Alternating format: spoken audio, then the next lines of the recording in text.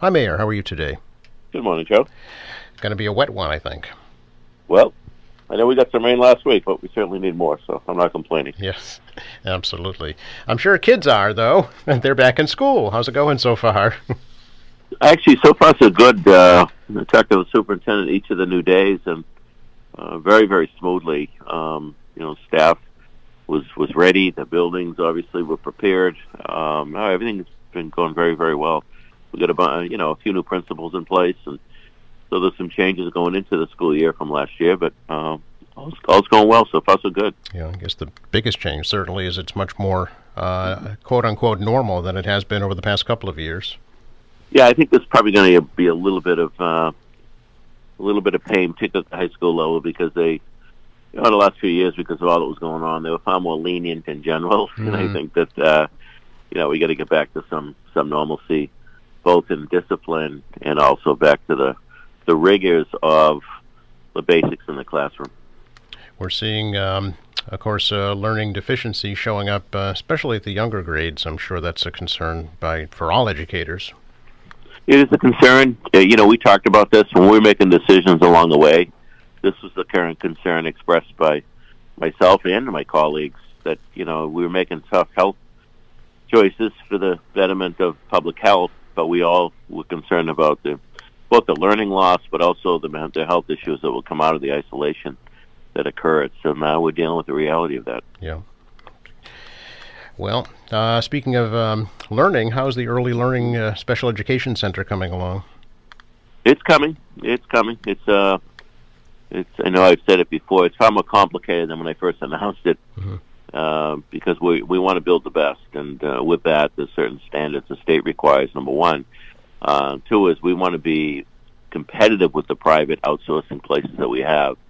And we don't want to just warehouse these kids. We want the best of resources, tools, all the bells and whistles needed to help get some of these kids through school. And so it's slower than I anticipated, but I think we're probably about 14 to 15 months out from the finished product. Mm-hmm. And talking about projects, Mayor, how's the police station project coming along? It's good. They're still doing all the site work. Yeah. The last piece will be when the last piece on the foundation piece, if you will, mm-hmm. When Father Bill moves across the street, 4 or 5 months out, then it will really go in earnest, because that, as you know, that's part of the footprint, the animal shelter, mm-hmm.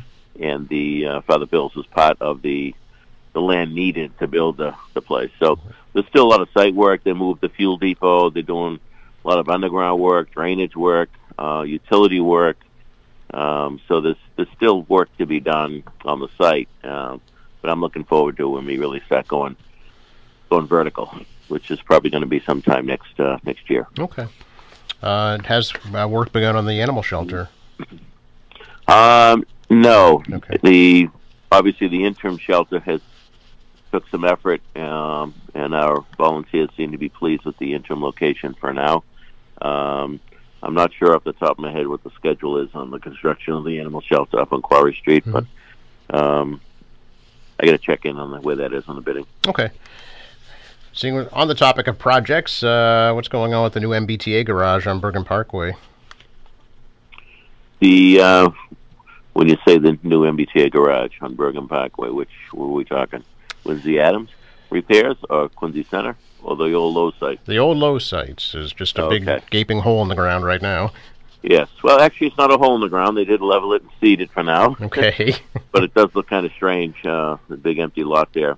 And they are retooling on that. The bids came in dramatically higher. I mean, when we go through bidding processes, there's always contingencies, but the bids for this really blew them out of the water. So they went back to the drawing board and trying to figure out accomplishing the same goal. Can they do it in a less expensive way?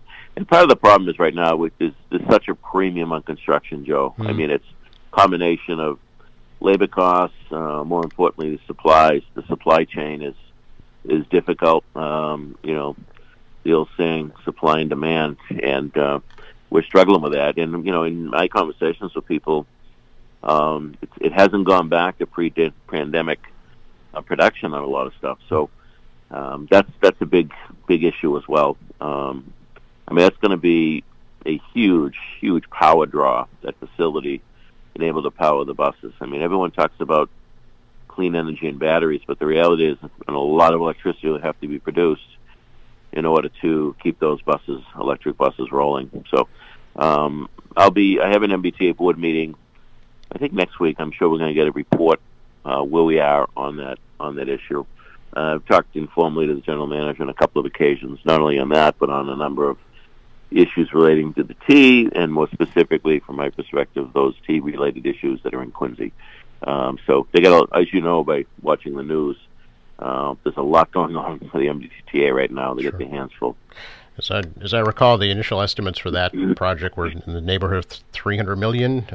Where did they come in?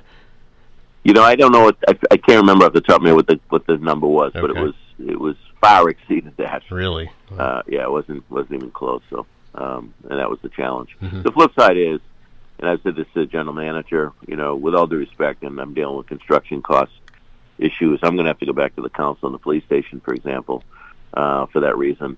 I don't see prices coming down anytime soon. So if they're going to be timely on this, they're going to have to move forward and suck it up. I mean, I know the state has made more money available to them as they're going through their crisis. So I certainly hope they get it resolved in the very near future. Okay. Let's talk about a project that is completed, Mayor, and that just dedicated last week is the Joe Finn building in Quincy Center. Yeah, that's a great project. Leo Martin and Cy Marcus own the building. It was one ugly dog in the middle of the square, 1433 Hancock, to the right of the Family Dollar store.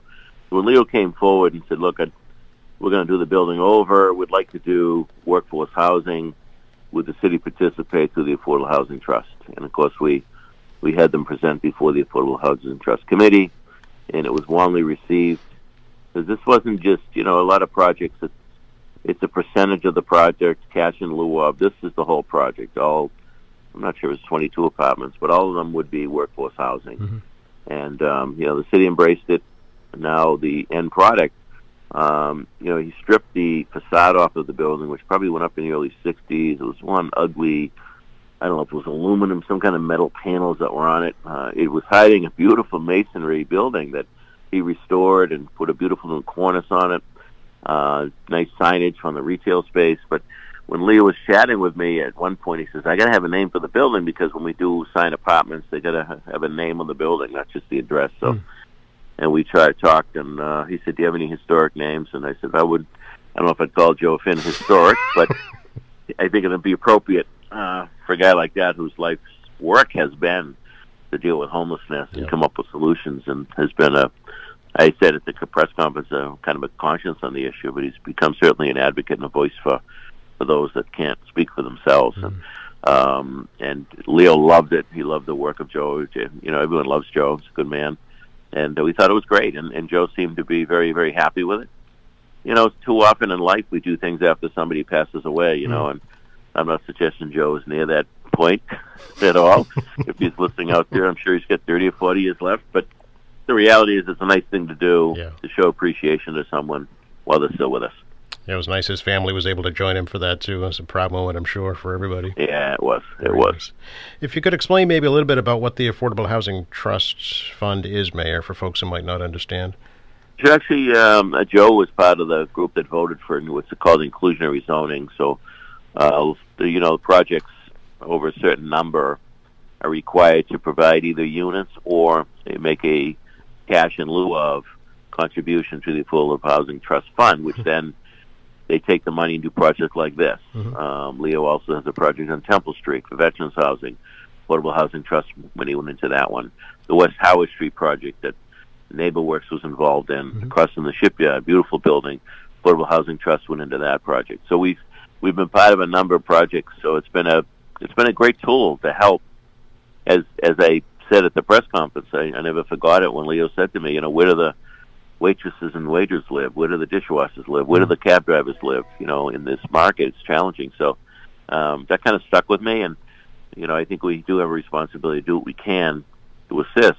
I also think that more housing units helps overall because we're in such shortage 4 housing units in the metropolitan Boston area, big time. I mean, if we're going to meet the demand of the talent in the growing industries of life science, biotech, and the educational world and healthcare world, and all those things that Boston and Massachusetts are known for, then we've got to provide housing for these folks that are coming to this region for jobs. And it's also, I had 3 adult children, and they were all giving me a hard time about how we're going to buy a place in Quincy, Dad. It's getting so expensive. Yep. And that is a challenge. And, you know, if you're a homeowner, you certainly want your values going up because it's your biggest investment you'll ever have.